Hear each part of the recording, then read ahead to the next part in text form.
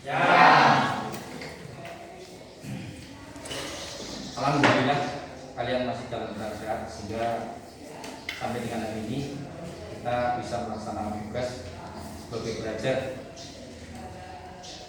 Baik, untuk pelajaran pada hari ini adalah kehidupan masyarakat pada masa Hindu-Buddha. Buka buku paket halaman 228. Adapun tujuan pembelajaran pada hari ini adalah satu, menjelaskan proses masuk dan berkembangnya agama Buddha. Kemudian yang kedua, menganalisis pengaruh Hindu-Buddha di Indonesia dalam bidang politik dan sosial. Dan yang ketiga adalah siswa dapat mengklasifikasikan peninggalan agama Hindu dan Buddha. Baik, untuk langkah selanjutnya Pak Guru akan bagikan LKPD-nya untuk kita bahas dan didiskusikan bersama. Nanti setelah selesai masing-masing kelompok untuk mempresentasikan hasil diskusi yang tersebut. Paham? Bagikan.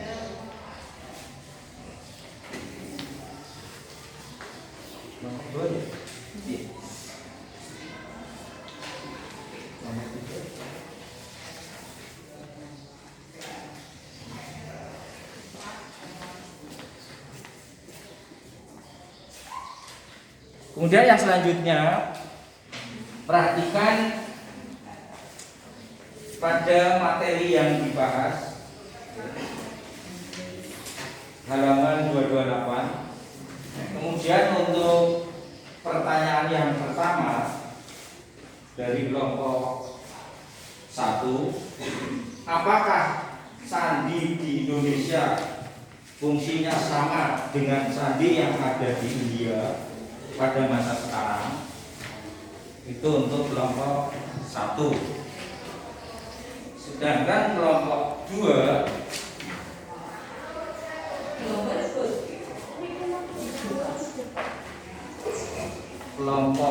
adalah dari beberapa teori masuk dan berkembangnya agama Hindu-Buddha di Indonesia, teori manakah yang paling berperan dalam proses Hinduisasi di Indonesia?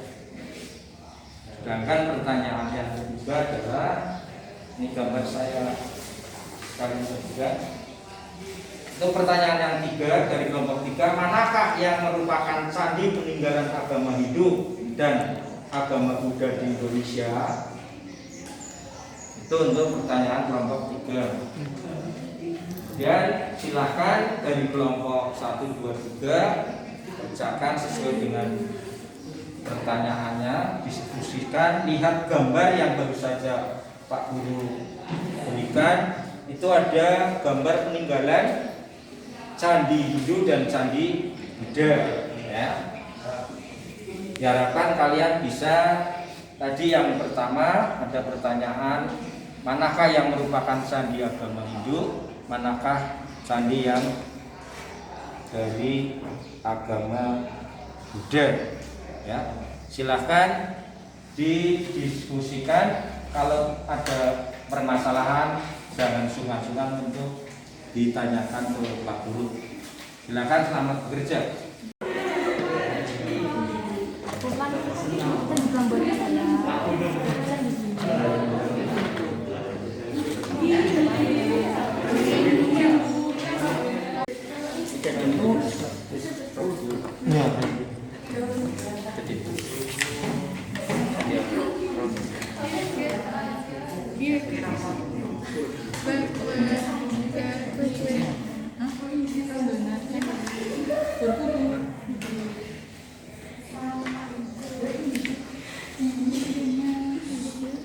Perhatikan, setelah kalian selesai melaksanakan diskusi kelompoknya, kemudian silakan untuk mempresentasikan masing-masing kelompok. Untuk kelompok yang pertama saya berikan kepada kelompok 1, dan kelompok berikutnya adalah untuk memperhatikan dari presentasi kelompok 1. Silakan untuk kelompok 1 mempresentasikan hasil diskusinya. Saya dari kelompok 1 akan mempresentasikan hasil diskusi saya dan teman-teman.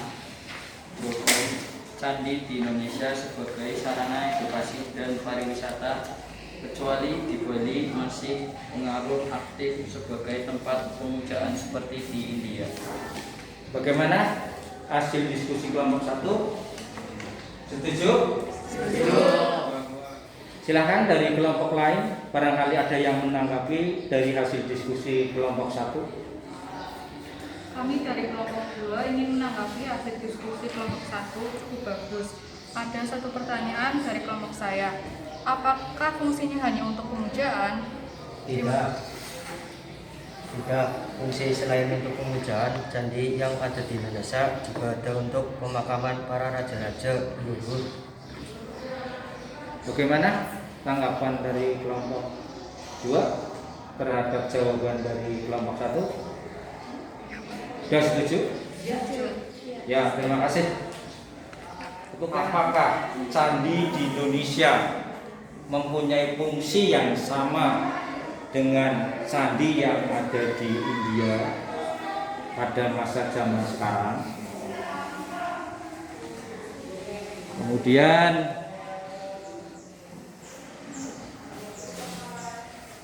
dari beberapa teori masuk dan berkembangnya agama Hindu Buddha di Indonesia, teori manakah yang paling berperan dalam proses Hinduisasi di Indonesia? Dan yang terakhir adalah manakah yang merupakan candi peninggalan agama Hindu maupun candi yang merupakan peninggalan agama Buddha? Silakan dari beberapa pertanyaan itu dari kelompok masing-masing, barangkali ada yang mau menjawab. Silakan. Ya, silakan. Dan dari kelompok satu ini menjawab pertanyaan dari Bapak. Candi di Indonesia sebagai sarana edukasi dan pariwisata, kecuali di Bali masih berpengaruh aktif sebagai tempat pemujaan seperti ini. Ya, betul ya. Bahwa fungsi candi di Indonesia ya itu memang khususnya candi yang ada di Bali itu sampai sekarang masih sebagai sebagai pusat peribadatan. Silakan untuk kelompok yang lain, pertanyaan dari teori manakah yang mempunyai peranan besar dalam proses Hinduisasi di Indonesia? Ya, kelompok yang lain. Saya dari kelompok 2 ingin menjawab pertanyaan yang kedua, yaitu teori Brahmana, khususnya di bidang agama. Bagaimana kelompok 2 atas pertanyaan dari jawaban tersebut? Ya. Betul?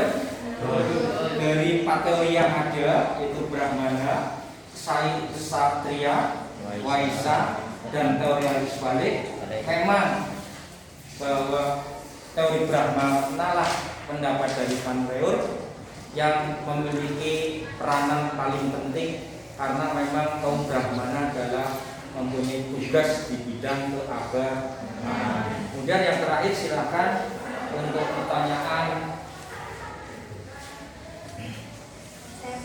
berikutnya.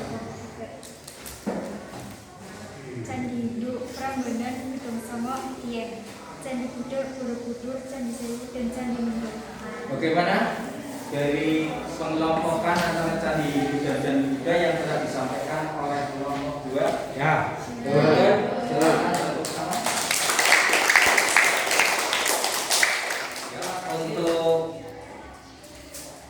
selanjutnya Pak Guru simpulkan dari pertemuan hari ini.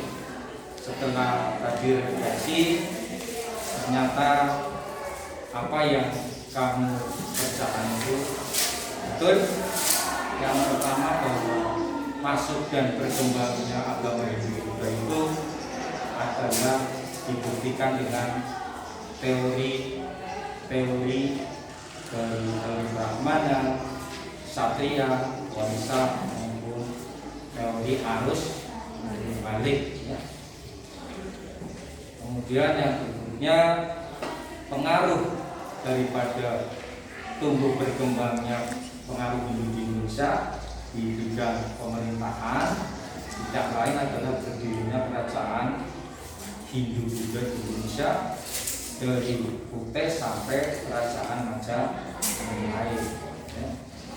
Kemudian bukti dari pada peninggalan Hindu Buddha adalah salah satunya adalah di bidang bangunan, yaitu bangunan candi ya, baik candi yang bercorak Buddha maupun candi yang bercorak Hindu ya. Dan masih adakah pengaruh Hindu aktif di Indonesia seperti di India? Masih, yaitu di Bali. Demikian yang bisa saya sampaikan, mudah-mudahan bermanfaat. Barangkali banyak keliruan, saya mohon maaf yang sebesar-besarnya dan saya akhiri. Wassalamualaikum warahmatullahi wabarakatuh. Waalaikumsalam.